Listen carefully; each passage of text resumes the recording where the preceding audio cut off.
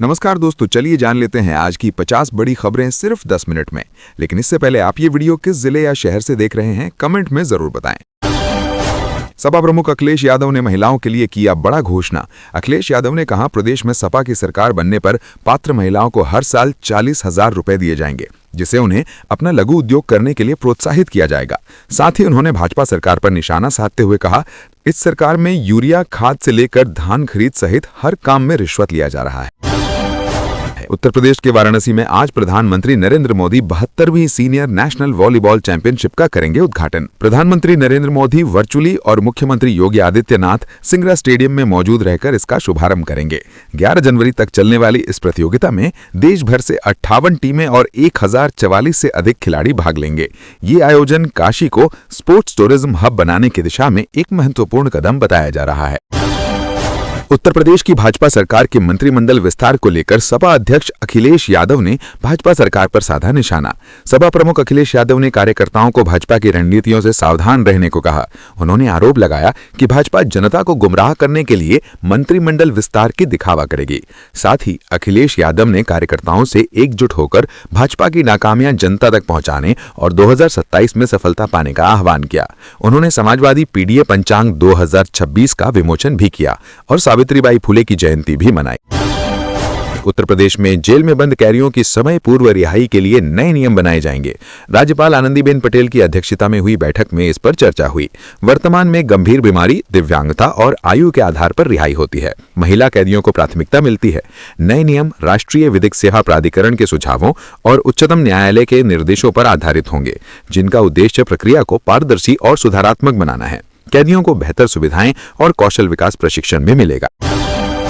राष्ट्रीय स्वयंसेवक संघ प्रमुख डॉक्टर मोहन भागवत आज यूपी के वृंदावन के केशव धाम में विधानसभा 2027 को देखते हुए आरएसएस के कार्यकर्ताओं को करेंगे संबोधित।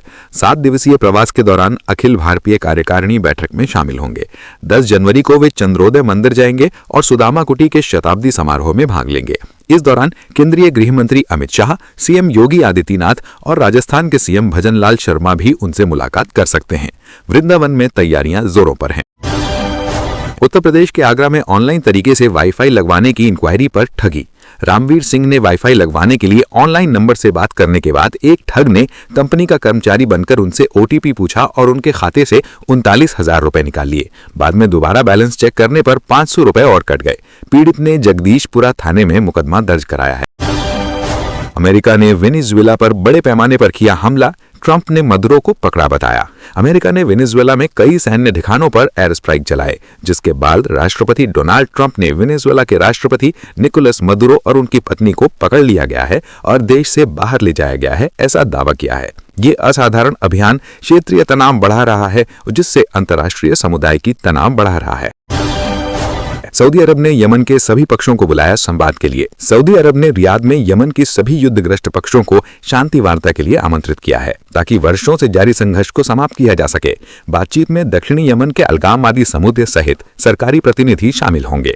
सऊदी अरब ने कहा, ये पहल क्षेत्र में स्थिरता के प्रयास का हिस्सा है।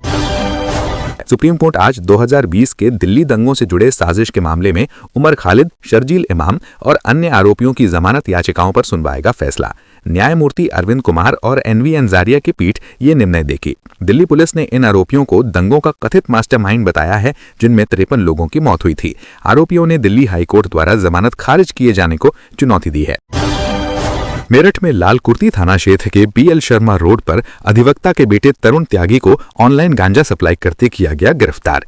पुलिस के मुताबिक वो पिज्जा की तर्ज पर ओजी नाम से गांजे की पुड़िया बेचता था और स्नोकर गेम की आड़ में युवाओं को नशे का आदी बना रहा था। पुलिस ने 1.5 किलो गांजा, 40 पुड़िया, 1 पिस्टल और तमंचा बरामद किया। तरुण को एनडीपीएस और आर्म्स एक्ट के तहत जेल भेजा गया है। 2027 पंजाब विधानसभा चुनाव में राजनीतिक दल नए चेहरों पर दांव लगाने की तैयारी शुरू कर दिए हैं। शिरोमणि अकाली दल, कांग्रेस, आम आदमी पार्टी और भाजपा सभी अपनी रणनीतियों में बदलाव ला रहे हैं। जबकि अकाली दल विभाजन के बाद नए उम्मीदवार तलाश रहा है, वहीं कांग्रेस युवाओं को मौका देने पर विचार कर रही है, जबकि आम आदमी पार्टी मौजूदा विधायकों के प्रदर्शन से नाखुश है। दिल्ली के इंदिरा गांधी अंतर्राष्ट्रीय हवाई अड्डे पर इंडिगो की दिल्ली पूर्णिया उड़ान में लगातार देरी और कई दिनों से उड़ानों के रद्दीकरण से भड़के यात्री। 2 दिनों से उड़ान बाधित होने के कारण यात्रियों ने एयरलाइन के खिलाफ नारेबाजी और हंगामा किया। वहीं एयरपोर्ट ने पहले खराब मौसम फिर पायलट की अनुपलब्धता को कारण बताया गया, जिससे यात्रियों का गुस्सा और बढ़ गया। इंडिगो पहले से ही परिचालन चुनौतियों और कोहरे के कारण उड़ानों में बाधाओं का सामना कर रही है। उत्तर प्रदेश में SIR में लगे BLO को दिया गया सख्त निर्देश। बस्ती में उप जिलाधिकारी ने SIR पर्यवेक्षकों संग बैठक की। उन्होंने BLO को 5 जनवरी तक ASD सूची का विवरण पोर्टल पर अपलोड करने का निर्देश दिया। 6 जनवरी से दावा आपत्तियां ली जाएंगी, इसलिए सूची की दोबारा जांच कर त्रुटिहीन बनाने पर जोर दिया गया। लापरवाही पर कार्रवाई की चेतावनी दी गई, क्योंकि ये कार्य निर्वाचन आयोग के निर्देशानुसार प्राथमिकता पर है।